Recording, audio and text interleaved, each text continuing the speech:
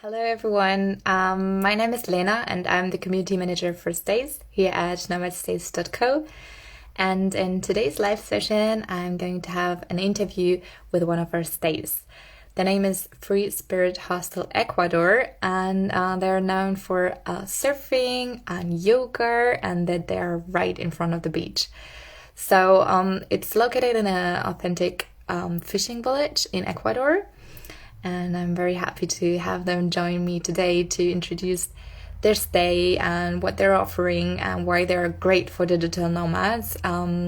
They are very in a true Ecuadorian surrounding, and they have excellent surfing spots for everyone out there who's interested into surfing. You have to stay tuned now. Also, we're going to have weekly live interviews like this on our channel. So if you want to find out about all of our stays, just tune in every week and you will see more of us. And yeah, I'm just going to check. Karl is going to do the interview with me today. He's one of the founder of Free Spirit Hostel in Ecuador. And he's going to tell us so much more about this beautiful paradise stay. Just going to have him to join me right now.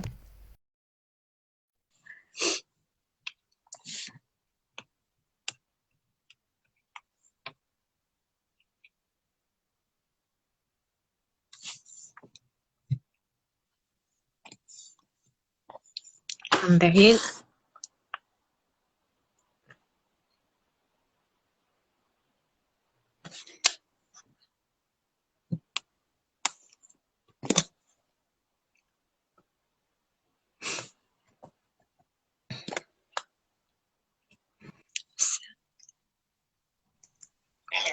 Hi, Karl. How are you?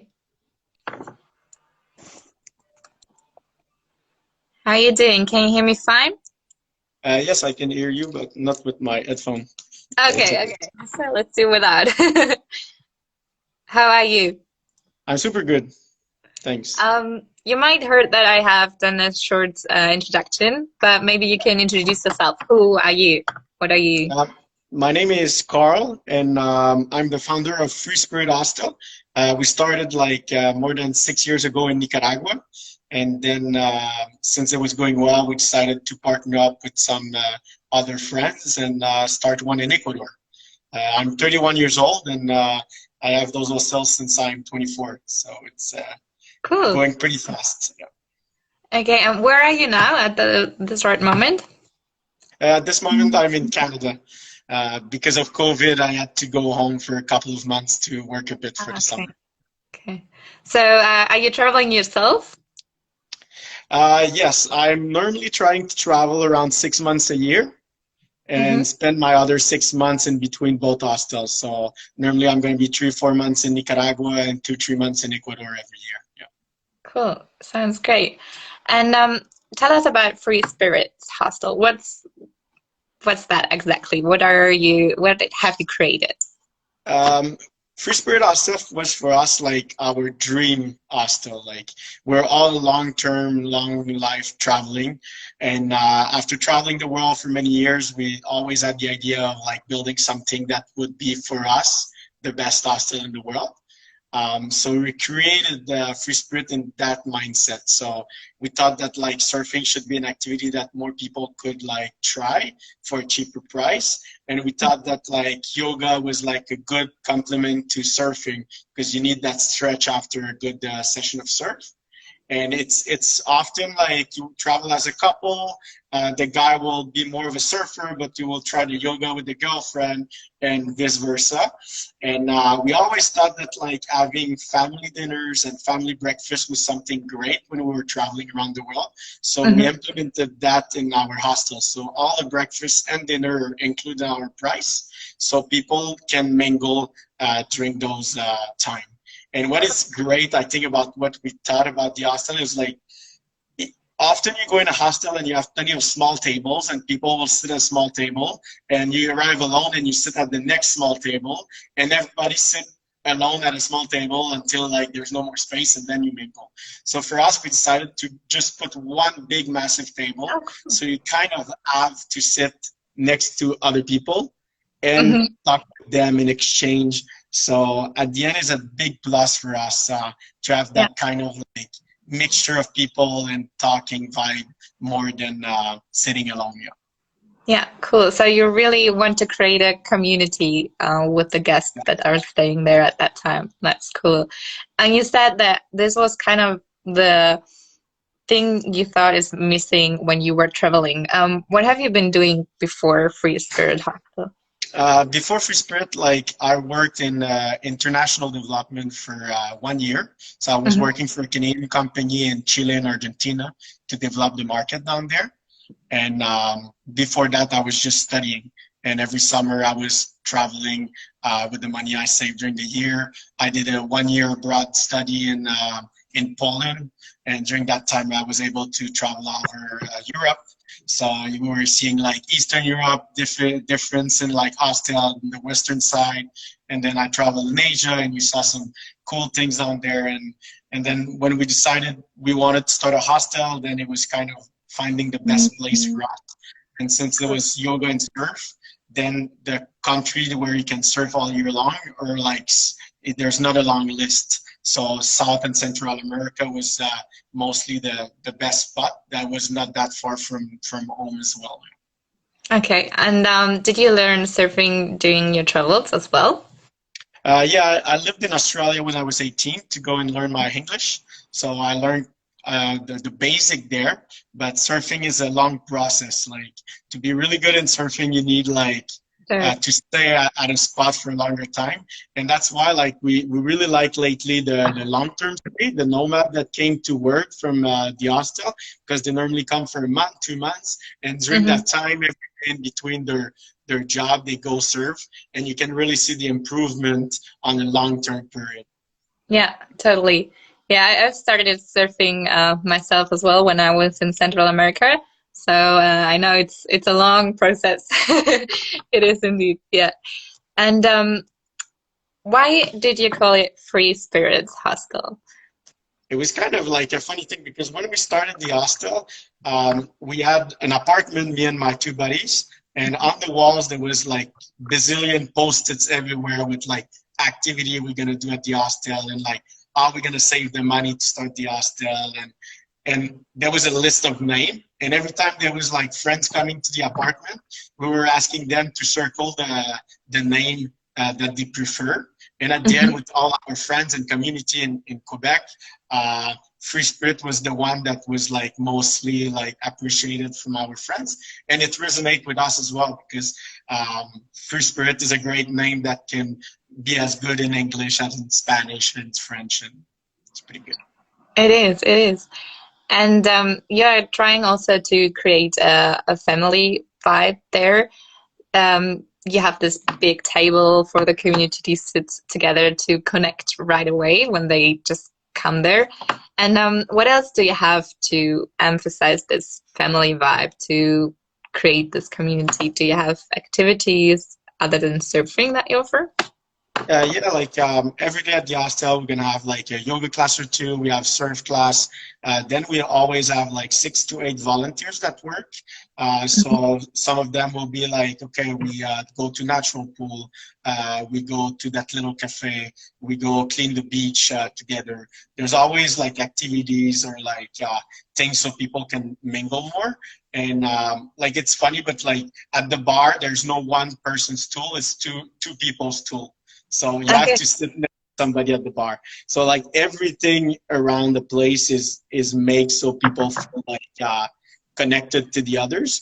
And one of the things we always try is like we're 6 owners, and there's normally always one and often 2 owners at the spot. And the owner is gonna be there to like go surf with you, do yoga with you, drink a beer, play in the pool. So at the end, it's like we really feel that we were like a traveler like in our whole hostel, so it's pretty nice and That's people can amazing. connect with us and ask questions and it's pretty cool. Cool. So you already said that you have this community ta table, and then you have a bar, and then you have um, a surfing school. What are your facilities? What is there to find on the ground? On the ground we have like a lot of surfboards, all brand new. so people can really find what they're looking for. We have the yoga deck where people can do some training, yoga, acro yoga. We have so many hammocks where you can really chill, because for us, like lying in a hammock is really like the sign of like holiday and being on vacation. Then we have a swimming pool. We have the bar. We have plenty of games that you can play in the grass, like washers and like spike balls, volleyball. So normally people, like in between all the activities, they really find they are pretty occupied, and at the same time it's either like you come for work as a nomad, or you come on holiday to like chill a bit. So like you need a couple of hours to just lay down in a hammock and relax. Yeah, it's more for the long-term stays for you. And what kind of bedrooms do you have? Or We have dorms and private rooms. All private rooms have bathrooms, and the dorms, they share a bathroom. They have two bathrooms for two rooms. okay, and apart from that, do you have a working area where people can sit together, or is that the table? At the dining area is super big, and there's like all the tables are there, and it's the working area, because normally during the day people are gonna come there to work or to eat, and if not, they're gonna be around the pool, on the yoga deck, or at the bar that is they are further away, so they can have the tranquility of the dining area to work. Amazing. And how many people can you accommodate at your stay? 30. 30 people. Cool. And what are these people like mainly? Like, where do they come from? Do you have, like, are they coming from all over the world, or do you see that there's a tendency of a country that mostly comes to Ecuador? Or also, what are they working? Are they mainly digital nomads, or are they on vacation? Tell us about your guests. I would say that like half of our clientele, or a bit more, is Canadian, because most of the owners are Canadian. So like it grew up from there. But in Ecuador, there's a lot of people from Europe as well, from the United States. So it's a good mix of everything. And I would say that like in the last year, since we reopened after the start of the COVID, we started to have a lot more long term. Because first we were more putting the emphasis on like surf and yoga package for like 1 week, so people were more coming on holiday, and then they were traveling around the country. But lately we see that like a lot of people can now work from online, and they can work from everywhere around the world. So we got a lot more knowledge about that. So we're trying to like put a bit more like marketing around that part, because it's cool to have people that are gonna come, stay with us for a month, 2 months, pay for the long term, and it's nice to like be able to connect with people for more than just a week, because at the end it's gonna be lifetime friends that we're gonna make. So it's cool. Yeah, wow, that's amazing. Especially for like digital nomads, they tend to travel alone. So it's great that they know when they come to a new country that they are not alone. They are traveling alone, but they're not on their own. So that's great. And especially in Nicaragua, and I don't know if that's Ecuador as well the case, some people might think it's not safe to travel alone. So it's great to have the knowledge that you are not alone from the start, that when you come there, you have this community that welcomes you. So I think that's a great idea that you have. And talking about these destinations, especially Ecuador, what's special about Ecuador? For me, Ecuador is just like an amazing country. It's like you can find everything in the same country. Like you have that long beach where you can enjoy good surf all year long. Temperature is pretty nice like most of the year. And then you take a bus for like 4 or 5 hours, and you're like in the mountains. And then you take a bus for another 5 hours, and you're like in the Andes, like super high altitude, and you can climb like mountains with snow like 12 months a year. And then you drive a bit more, and you're like in the jungle. So at the end, like in a one trip in Ecuador, you can like really go from going to the beach, visiting the jungle, hiking a nice mountain, and then chilling in some nice little cities. So it's pretty amazing to have all of that in a country where it's not that expensive to travel. So it's pretty cool. Yeah, you have like the whole package in one country. Yeah. That's great. And And the transport, super nice. Ecuador transportation, like public one, it's super cheap, and most of it have like air conditioning inside. So for a warm country, then you do 4 hour bus for like maybe $10, and you yeah, get air conditioning inside the bus. So it's not that bad to travel for like 4 hours in that's those. true. That's true. And knowing where you're going, that's even easier to handle then, if you know that there's a great location expecting you. Yeah. And would you say that Ecuador is a good location for digital nomads?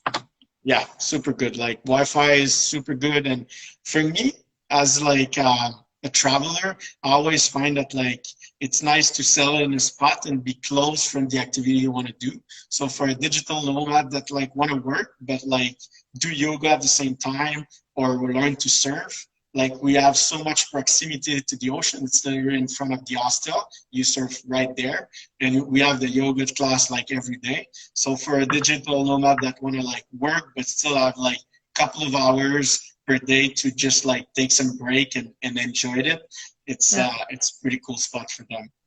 Yeah.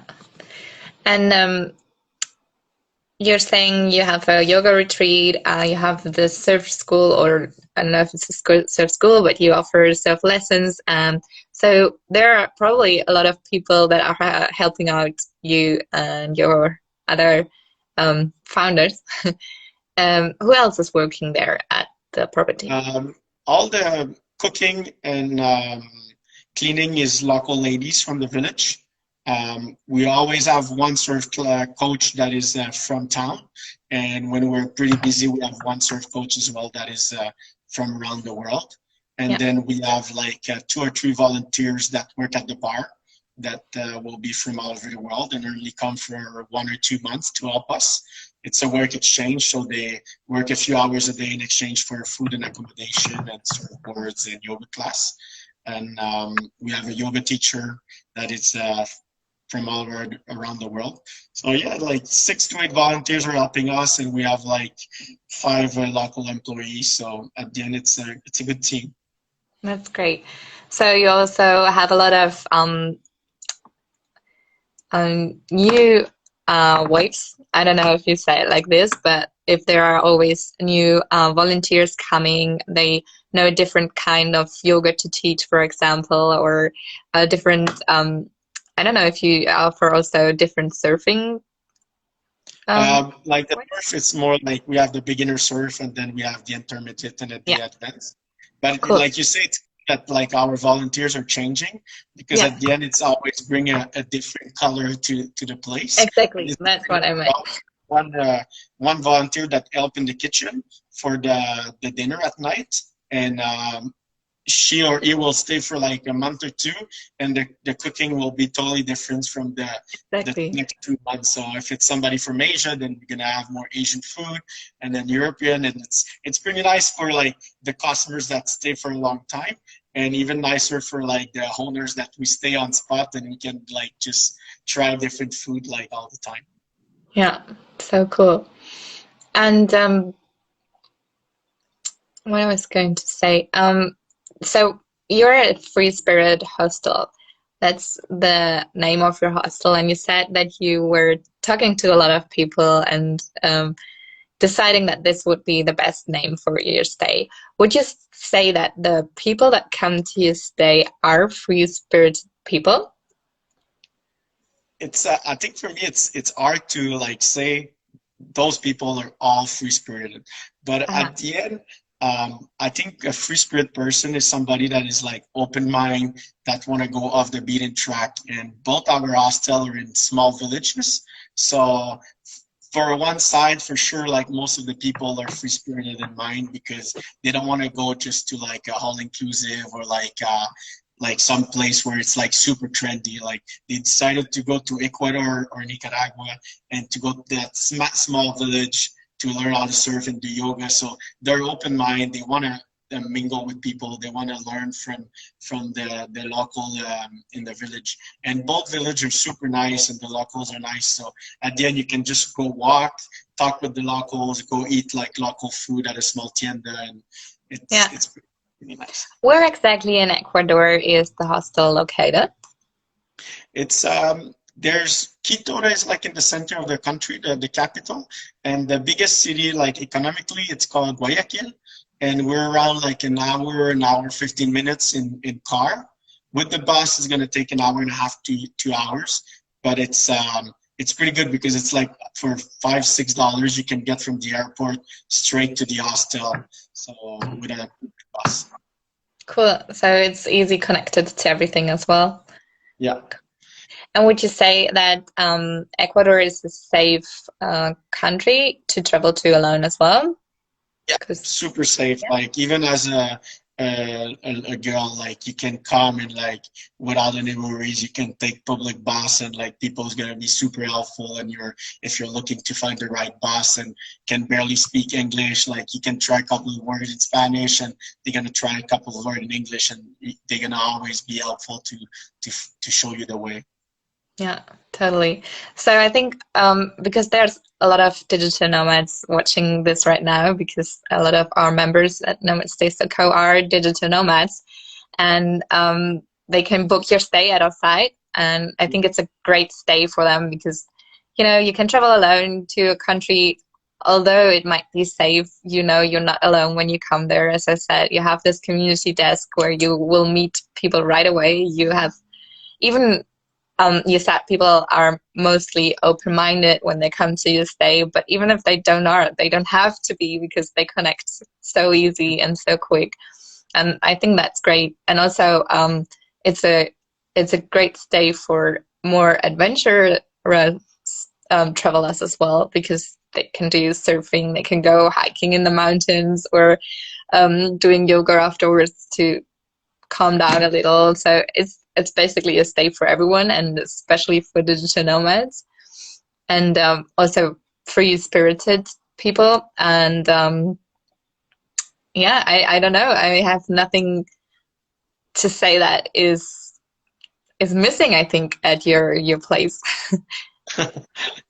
Yeah, like we love to say that like we created the best hostel for us, and if people don't find that it's the best, their decision. But for us, we're trying to put like perfection everywhere. So try to offer the best vegetarian food and to offer the best like quality of surf class, yoga class, and to keep the accommodation clean and the bathroom clean. So at the end, I think people really enjoyed it, and it's why we were able to open a second one in Ecuador and like maybe a third one in the future. So Cool.